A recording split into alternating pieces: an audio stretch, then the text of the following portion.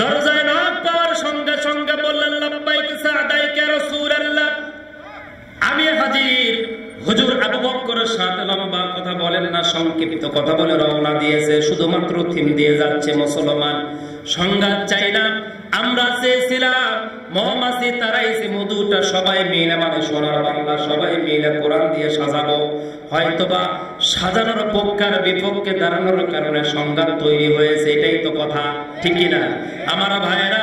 হযরত আবু বকর রাদিয়াল্লাহু তাআলা আনহু গভীর রাত্রে অন্ধকার রাস্তা যান, চলতে চলতে কিছু দূর গেলেন, যাওয়ার পরে আবু বকর একেবারে খেসে দৌড় দেয়।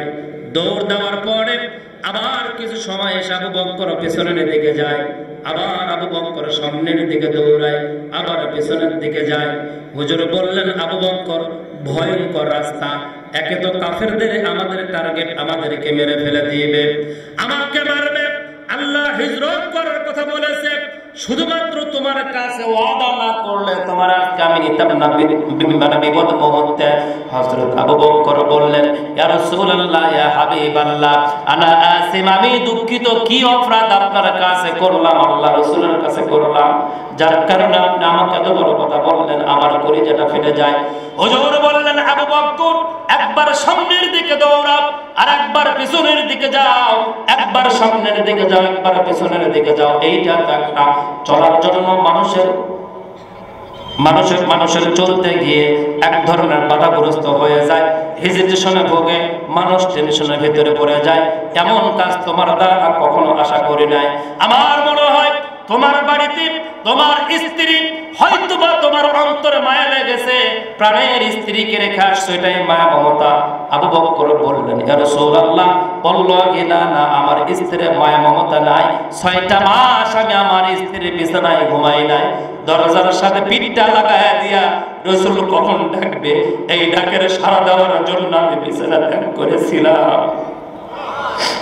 হুজুর বললেন, আবু বকর তাহলে সামনে যাও, পিছে বড় কারণটা কি? বুঝতে পেরেছি, ছোট্ট একটা বাচ্চা দোলনায় রেখে আসছো, শেষটা চুমু তোমার দিতে পারো নাই, শেষ আদরও দিতে পারো নাই, জীবনের শেষ চুমুটাও তুমি দিতে পারো নাই, যার কারণে সন্তানের কথা মনে পড়ে।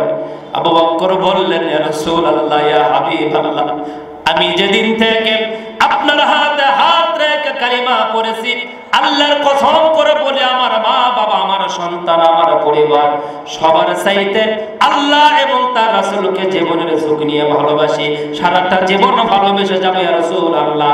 আল্লাহর কসম, আমার সন্তানের মায়া আমার সামনে আর পিছনে নেই না, জোরে কোন আল্লাহু আকবার। হুজুর বললেন, আবু বকর, কি কারণে তুমি সামনে দৌড়াও আর কি কারণে পিছনে দৌড়াও? হযরত আবু বকর রাদিয়াল্লাহু তাআলা আনহু বললেন, ইয়া রাসূলুল্লাহ, ইয়া হাবিবাল্লাহ, আপনি তো জানেন কাফেরদের লিডার যারা, নেতা যারা, কোন এলাকার উট যদি কোন মরুভূমির উপর দিয়ে হেঁটে যায়, ওই উটের পায়ের ছাপ দেখে বুঝতে পারে, ফিঙ্গার দেখে বুঝতে পারে এইটা কোন মহল্লা অথবা কোন এলাকার উট এদিক দিয়ে গিয়েছে। যার কারণে আমি আপনার পায়ের ছাপটা যখন বালির উপরে পড়ে, আমি পিছনে যাই, পিছনে গিয়ে বালির ছাপটা আমি হাত দিয়ে মিশায়া দেই, আগামী দিন এই বালির উপরে পা দেখে যেন আপনাকে ধরতে না পারে, আপনাকে হত্যা না করতে পারে, নবীজিকে দুনিয়া থেকে নিশ্চিহ্ন করে দিতে না পারে। হুজুর চোখ দিয়ে পানি ঝরায় বললেন, আবু বকর, আমি বুঝতে পেরেছি তুমি আমাকে ভালোবাসো, আমার পায়ের ছাপটা মিশিয়ে দেওয়ার জন্য তুমি পেছনে দৌড়াচ্ছিলে, কিন্তু সামনে দৌড়ো কেন, কি কারণে? হযরত আবু বকর বললেন, ইয়া রাসূলুল্লাহ, ইয়া হাবিবাল্লাহ, দীর্ঘদিন পর্যন্ত কাফেরদের টার্গেট আপনাকে তারা মেরে ফেলে দেবে, আপনাকে হত্যা করবে। আমি সামনের দিকে যাই, সামনের দিকে যাওয়ার উদ্দেশ্য হলো আমি দৌড়ায় দেখি কোনো কাফের বেঈমান যদি আমার পায়ের আওয়াজ শোনার পরে যদি মনে করে নবীজি আমারে হত্যা করুন, আর দূরত্ব ডিসটেন্স যেটা থাকে, এই ডিসটেন্সটা থাকার কারণে পেছন থেকে আপনি লুকে সরে চলে যাবেন, আপনি যেন হত্যার বাহিরে থাকেন, এটাই হলো আমার নিয়ম। জোরে কোন আল্লাহু আকবার।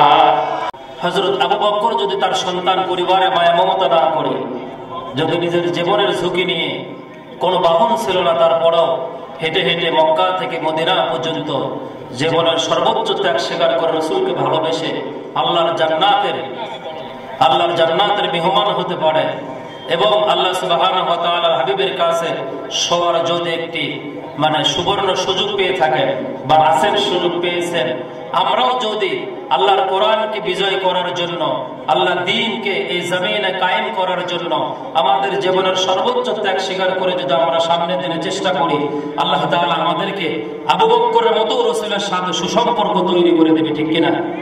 বলি ইনশাআল্লাহ।